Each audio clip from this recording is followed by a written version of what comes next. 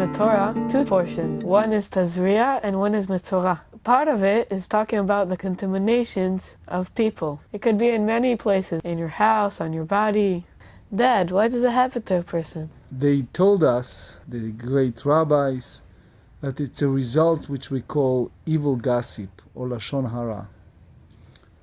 It can go in many different ways, but one of the ways it's called like a punishment. Punishment meaning a result of something bad that the person did, and it's a result of that he has an affliction.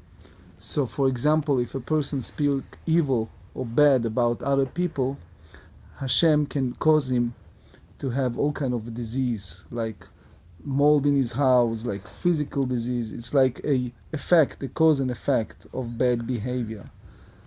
You know that our words, it's like electricity.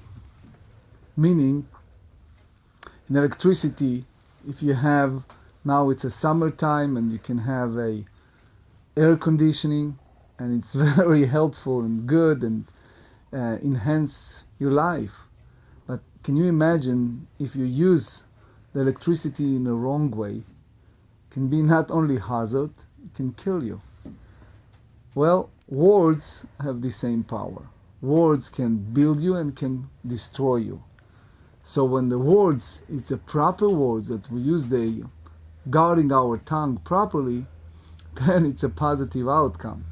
But if a person does not guard his tongue and is speaking badly, then as a result, he creates for himself a sorrow. Now, the worst thing that happened to a person, it starts with himself. If he has a bad image of himself and he talks badly about himself, then it's very hard to create an atmosphere of positive thoughts, everybody think negative about that person. But then it can go with the evil gossip against other people. So the Torah tells us, don't be surprised when you have all these afflictions. It can be a house, can be a physical crisis. It's a result which we call contamination, which originally started with the evil gossip, using the language inappropriately. So I don't understand, what is the connection between evil gossip and contamination of a person? Well, it's all a cause and effect. Imagine a person have the gift, for example, a house. God granted a person a beautiful home. It's a gift.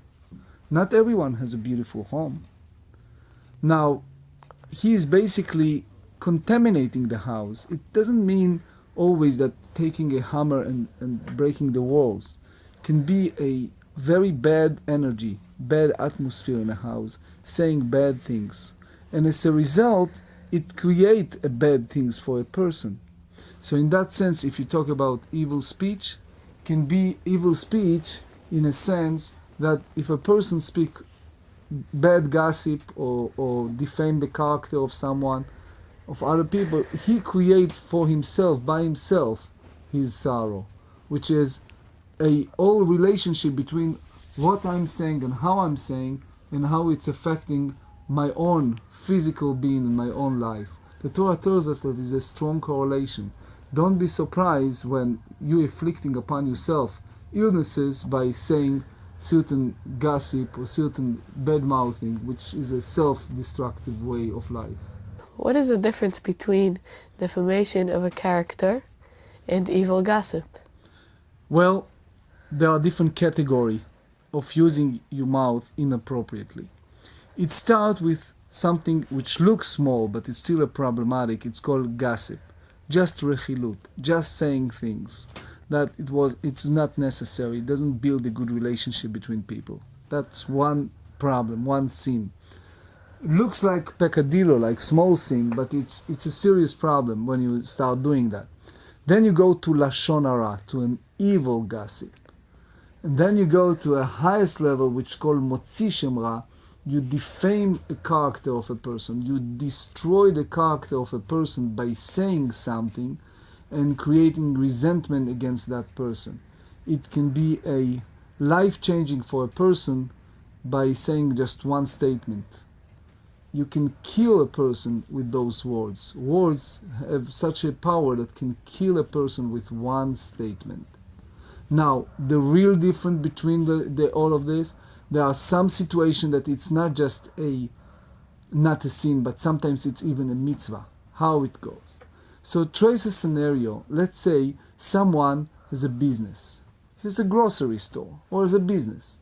And that person is about to hire someone.